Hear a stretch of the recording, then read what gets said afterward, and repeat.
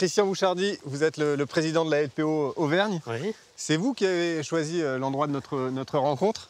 Qu'est-ce que vous aimez dans ce lieu? On est sur un bras mort de l'Allier, c'est ça? Voilà, alors en fait, il faut savoir que l'Allier, elle divague et elle fait des grands méandres. Et puis un beau jour, elle va couper tout droit. Donc ce grand méandre ne va plus être alimenté en eau, ou très peu, et ça devient ce qu'on appelle une boire ou un bras mort. Alors je vous ai amené ici parce que ça fait partie des endroits les plus sauvages de la rivière Allier. On se croirait un peu en Louisiane ou... C'est vrai, c'est vrai. Surtout aujourd'hui qu'on a une belle lumière avec les premières couleurs d'automne, on n'a pas l'impression d'être en France et en Auvergne, c'est vrai. Bon, vous aimez le sauvage, Christian. Oui. Est-ce que l'homme a besoin de sauvage aujourd'hui?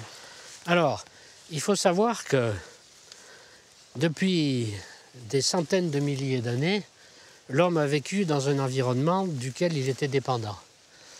Depuis C'est plus le cas aujourd'hui? Non, depuis 150 ans, non seulement on a tout détruit, mais en plus on croit que le mirage de la technologie va nous sauver pour l'avenir.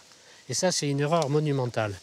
Et le sauvage, c'est le seul endroit qui nous permet de vraiment nous reconnecter avec notre environnement originel, là où l'homme a toujours vécu, le milieu dans lequel il a dépendu.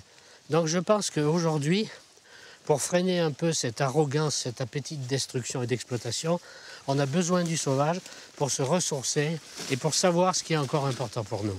Ça veut dire qu'il faut multiplier ces zones de réensauvagement? C'est très important de multiplier les zones sauvages entièrement protégées.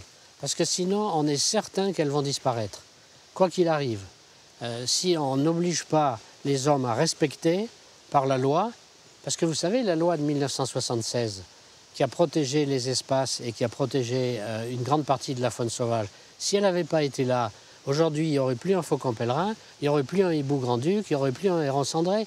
Et ils auraient tous disparu, ils auraient tous été tués, ils auraient été anéantis.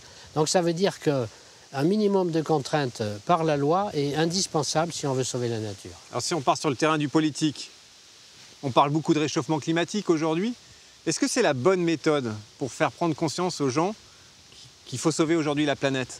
Alors deux choses. D'abord, c'est bien de parler du réchauffement climatique parce que c'est gravissime ce qui se passe. Mais la perte de biodiversité est au moins aussi grave et aussi importante, y compris pour l'avenir de l'humanité. Si quand on est enfant, par exemple, on ne vient pas dans des endroits comme ça, qu'on n'est pas émerveillé à voir des oiseaux, à voir la nature sauvage, il n'y a pas de durabilité dans l'engagement après. Ce que vous voulez dire, c'est dans le discours politique, c'est bien beau de victimiser, mais ce n'est pas la bonne méthode. Il faut émerveiller.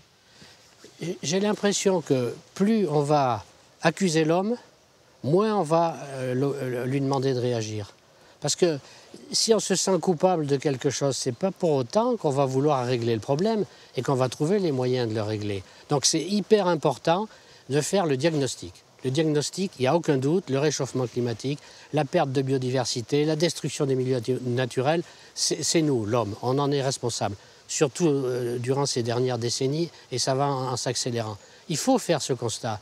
Mais il n'est pas suffisant, évidemment qu'il n'est pas suffisant. Parce qu'après, si on ne se donne pas les moyens d'agir, si on n'a pas vraiment conscience de l'utilité de la nature pour l'homme, et surtout, je le répète, si on n'a pas cet émerveillement, cet amour et ce respect de la nature et l'humilité qui va avec, on n'a aucune chance de s'en sortir. Ça veut dire que si vous voulez une prise de conscience, il faut qu'il y ait du plaisir? Oui, il faut qu'il y ait du plaisir. Je dis souvent à des jeunes, par exemple, qui veulent s'intéresser à l'ornithologie, à la nature, soyez égoïstes. N'ayez pas peur d'être égoïste. Parce que si vous êtes égoïste, si vous cherchez votre propre émerveillement et votre propre plaisir, vous serez mieux dans votre peau. Et si vous êtes mieux dans votre peau parce que vous êtes un naturaliste émerveillé, eh bien vous serez meilleur avec les autres hommes et vous les respecterez mieux. Pour moi, il n'y a aucune différence entre le respect et l'amour de la nature et le respect et l'amour de l'homme. Ça va absolument ensemble.